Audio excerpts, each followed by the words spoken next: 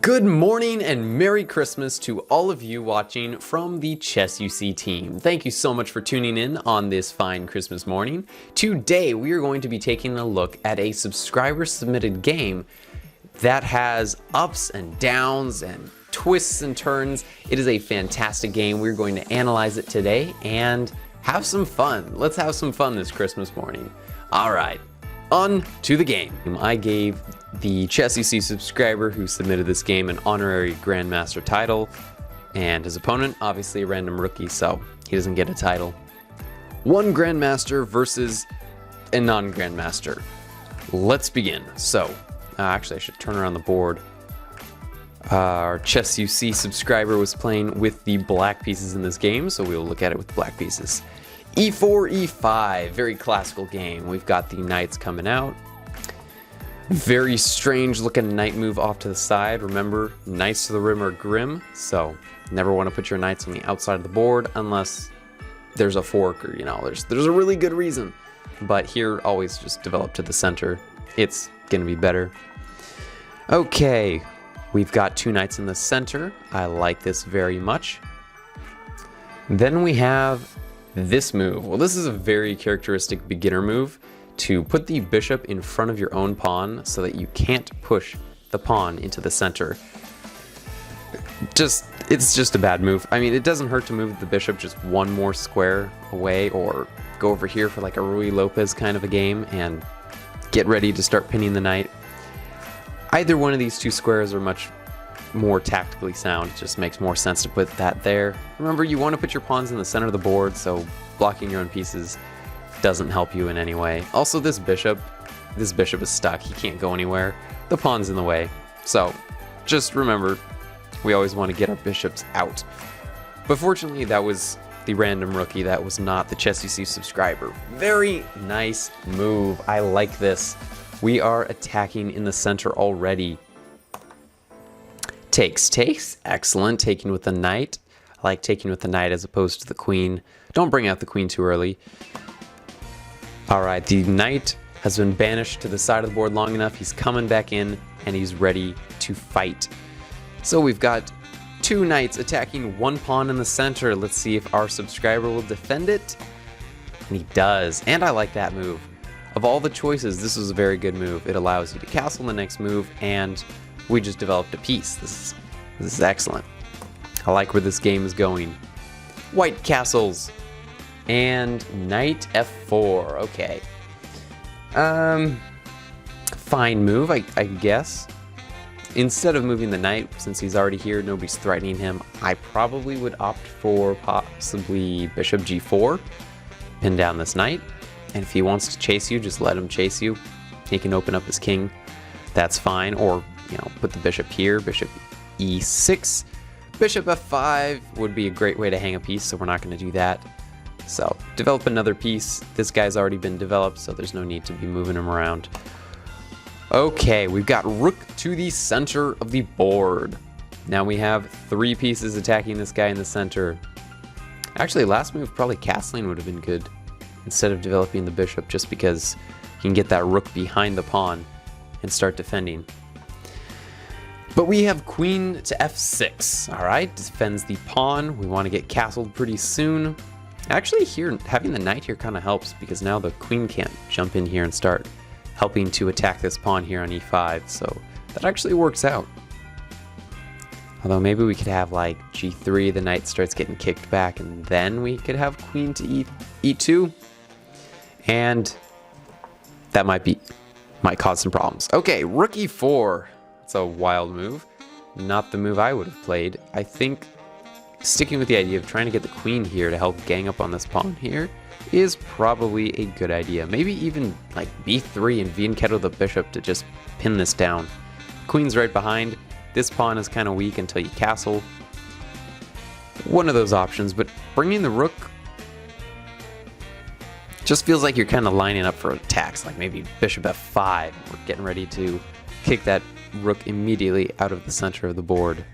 But let's see, Chess UC subscriber's turn. He plays queen g6. Okay, queen g6. Threatening checkmate in one move. However, this is a big problem. Rook takes e5, checks the king, and reveals an attack on the queen. And I think you'd have to drop your queen back over here and go for some kind of trade like this, which is not ideal. We're down some material here. So that's a little tactic, but of course we have to wait and see if white actually takes it after all. And they don't. They defend checkmate in one instead of going for this nice little one. This nice little move tossed in there. So we are kicking away the knight. So where are we going to move the knight? We're going to check. Okay. King g2.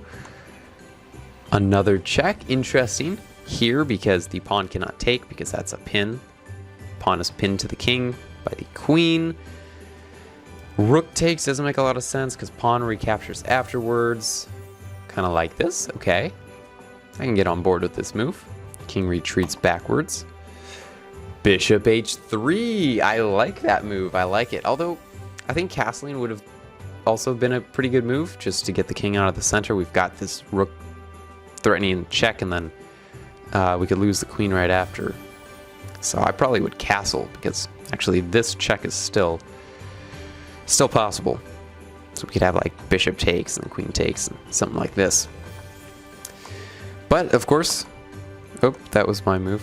Let's see what actually was played in the game. We had the checks, bishop to h3, and rook takes h5, or rook takes e5 actually was played. Okay. So we're going to take there. Queen is captured. Knight comes back to recapture. That's a good point. This knight is now hanging since the queen no longer pins. So we're going to take there and d5. Okay, d5. Bishop drops back. Excellent. They saw the attack on the piece. Retreated. Now white is getting their queen in here, and black is starting to get into trouble. Now we're starting to wish we'd castled a move or two sooner, so we don't have to worry about this queen coming in. Block with the bishop, okay.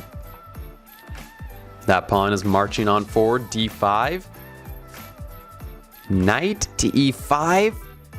Good to get the knight away from the attack of the pawn. However, we do have not one, not two, but three pieces all threatening to take that. And currently only one knight is defending. So this is actually a free piece if white sees that. And they do. So they're going to take. We're going to trade off the knights. And f6 kicks the knight away. Okay, I would say... Oh man, you can't even castle now.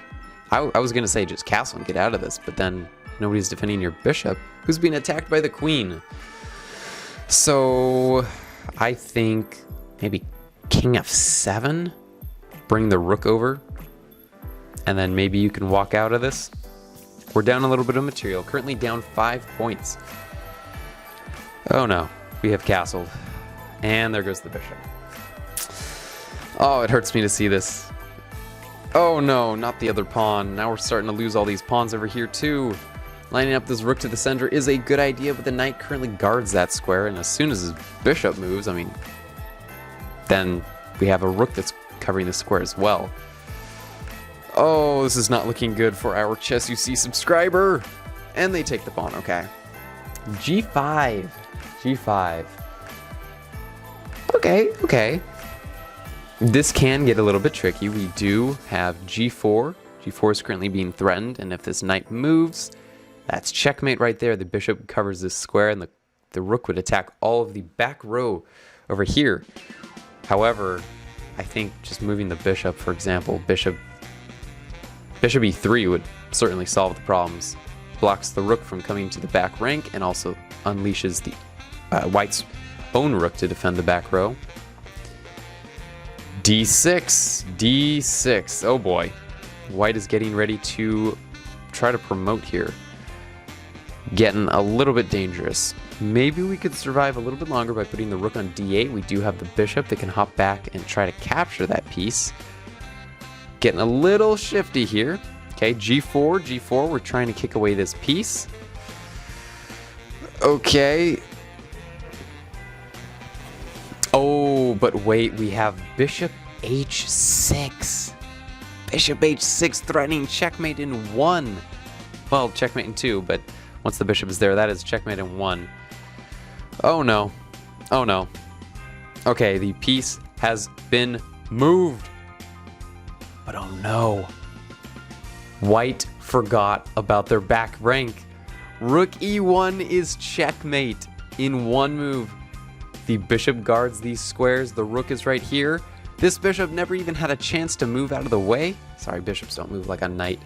This bishop, all he had to do was just move 1 square away and let the rook defend the back rank. Oh no. Do we have it? Come on, ChessUC subscriber, you gotta see this. It's checkmate in 1 move. Come on, come on, come on, come on, come on, come on. Yes. There we go. What a game, what a game. Left and right, White was getting so close to promoting here and just got tripped up by this little g4 move. Knight to d4 and rook e1 checkmate on the back rank. Beautiful, I love it. I love comeback games. They are so much fun, especially when you're playing them. Oh, most amazing thing ever. If you've played chess before, you know what I mean. You know what I mean. Comeback games, it's perfect. Perfect. Oh man, what a Christmas gift of a game this was. This was so much fun to look over. Thank you so much to the subscriber. You know who you are for submitting this game. If any of you guys want to submit your own game to have analyzed or taken a look at in a video, go ahead and leave the link to that video in the comment section down below. I'll be happy to go ahead and take a look. Maybe I'll do more of these. If you guys like this, I can analyze some more of your games. Maybe give some tips on what moves I would play, or just have fun with the game. Just take a look and enjoy the game for what it is. So, thank you so much for joining me on this Christmas morning. If you enjoyed this video and this wonderfully crazy game, left and right, both sides were winning at least at one point in this game, then leave a thumbs up on the video, consider subscribing down below for more videos from the ChessUC team, and I will see you guys in the next video. See ya!